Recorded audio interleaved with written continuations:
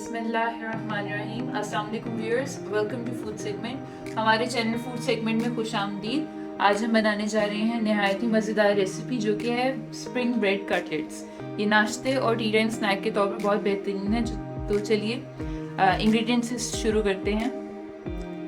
सबसे पहले आप 1 किलो आलू लेकर उन्हें उबाल लीजिएगा, पानी में थोड़ा सा नमक डाल लीजिएगा।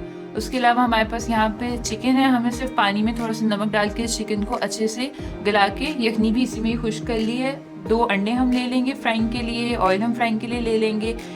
तकरीबन आधी चम्मच जो है इसके अंदर नमक हम डाल रहे हैं, क्योंकि हमने आलू और चिकन में ऑलरेडी नमक डाला हुआ है। जायके के मुताबिक आप अपनी मर्जी से डाल सकते हैं। 1 चम्मच हमने यहाँ पे सूरख मिर्च पाउडर लिया है। 2 चम्मच हमारे पास यहाँ पे काली मिर्च का पाउडर है, और ये यहाँ पे 1 बड़े नींबू का रस आप ले लेंगे। उसके अलावा ब्रेड स्लाइसेस जो जिनके ये कटलेट्स बनने वाले हैं, और उसके अलावा हमारे पास यहाँ पर हरा प्याज है, फाइनली चॉप्ड हरा प्याज है। इसको आप अच्छे से चॉप कर लीजिएगा। ताज़ा हरा प्याज लेकर आजकल क्योंकि सीज़न में अवेलेबल भी है तो आप इसको इस्तेमाल कर सकते हैं। उसके अलावा हरी मिर्चें हैं 4 से 5 अदद, उनको अच्छे से चॉप कर लीजिएगा।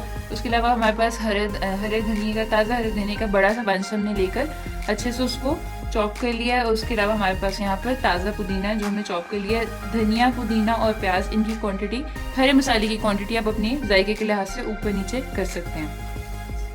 अब हम इन चीज़ों को मिक्स करेंगे। सबसे पहले हम आलू को मैश करेंगे।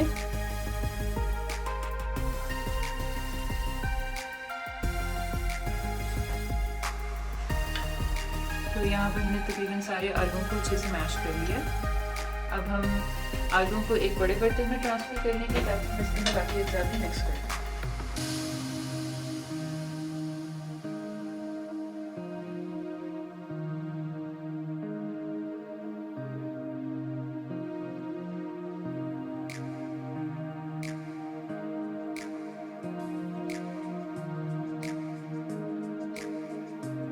मिक्स कर लीजिएगा। आपके सारे मसाले, अंडा, सब कुछ अच्छे से इक्वली पूरे बैटर में मिक्स हो जाना चाहिए।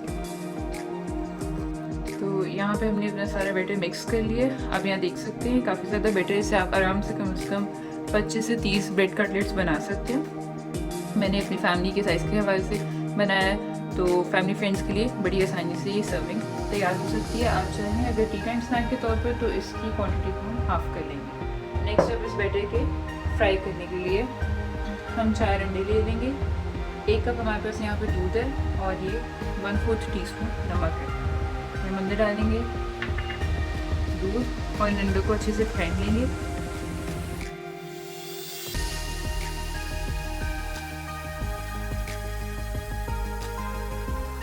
ये हमारा एग वॉश जो है प्रिपेयर हो गया। नेक्स्ट हम क्या करेंगे, अब हम अपने ब्रेड स्लाइसेस पर मिक्सचर लगाएंगे अपना कटलेट्स वाला। तो इस तरह से आप लेकर थोड़ा थोड़ा इवनली, वैसे हम तो थिकली लगानी पसंद करते हैं, लेकिन आप अपनी वजह से चाहे तो पतली लेयर भी लगा सकते हैं।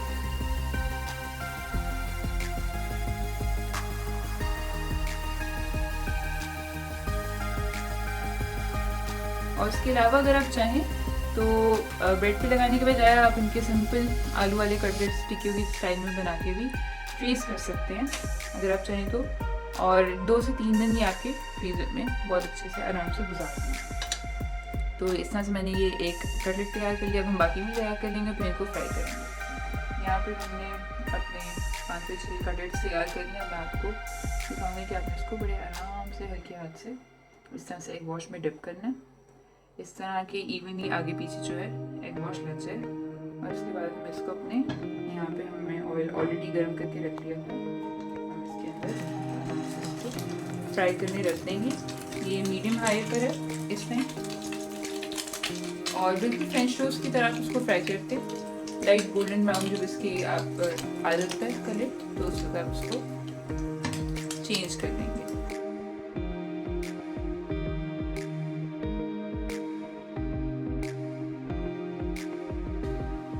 और अगर आप चाहें तो ऑयल की जगह देसी घी भी इस्तेमाल कर सकते हैं। तो यहाँ पे हमने एक कटलेट फ्राई कर लिया। अपना आप देख रहे हैं बहुत प्यारा कलर आ गया, और इसी तरह हम आपको बाकी कटलेट्स फ्राई करके दिखाते हैं।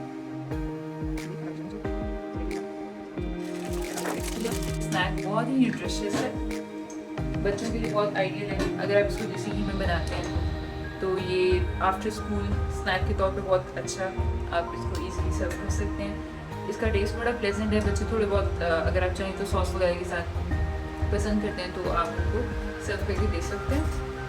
स्कूल के बाद फ़ौरन बच्चों को एनर्जी की ज़रूरत होती है, अच्छे प्रोटीन्स उनको मिलने चाहिए, तो क्योंकि सारा दिन बच्चों की एनर्जी यूज़ हो रही होती है, तो एक बहुत अच्छा आइडियल ऑप्शन है, ईजी भी है, आप एक बार बनाकर 2 से 3 दिन इसको इस्तेमाल भी कर सकते हैं। ट्राई ज़रूर कीजिएगा, आपको इंशाल्लाह पसंद आएगा, और उसके बाद कमेंट्स में अपना फीडबैक भी ज़रूर दीजिएगा। बताइएगा कि आपको ये रेसिपी कैसी लगी, कोई आप इसमें चेंजेस या कोई अगर आप कोई नई चीज़ इसमें सजेस्ट करना चाहते हैं तो वो भी कमेंट्स में सजेस्ट कीजिएगा।